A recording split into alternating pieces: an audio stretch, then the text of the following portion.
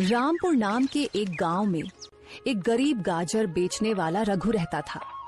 वह अपनी बेटी पूनम के साथ रहता था, जो बहुत ज्यादा बीमार रहा करती थी। रघु के पास एक छोटा सा खेत था, जहां वह गाजर उगाया करता था। रघु रोज अपनी टोकरी में गाजर रखकर पूरे गांव में घूम घूम कर बेचता था। गाजर ले लो गाजर, ताजा ताजा गाजर। हे भगवान, आज एक भी गाजर नहीं बिकी। पूनम के लिए दवाइयां भी लेनी है। अगर उसे दवा नहीं मिली तो उसकी तबीयत और बिगड़ जाएगी। रघु, क्या हुआ बेटा? इतने उदास क्यों हो? आज भी कोई गाजर नहीं बिकी क्या?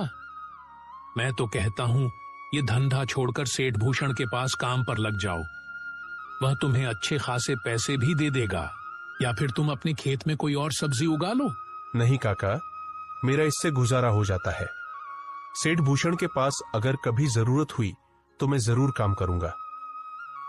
रही कोई और सब्जी उगाने की बात तो काका, मेरा छोटा सा खेत है, उसमें एक ही सब्जी लग सकती है और मुझे गाजर उगाना अच्छा लगता है, इसलिए मैं गाजर उगा लेता हूं।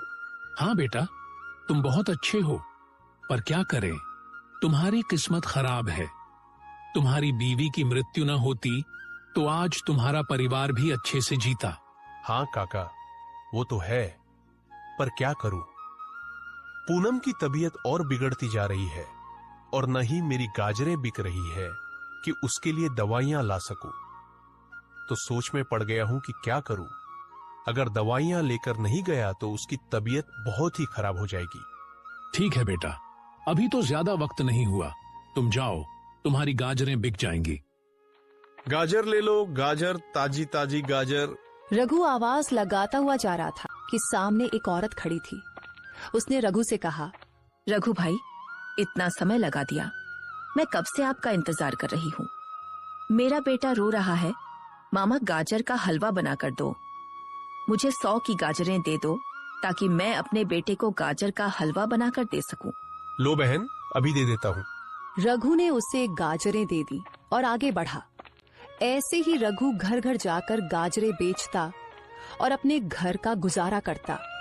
गाजरें तो काफी बिक गई है और पैसे भी आ गए हैं। अब मैं जाकर पूनम के लिए दवा भी ले आऊं। कल भी उसने दवा नहीं खाई थी। रघु दवा लेकर घर चला गया।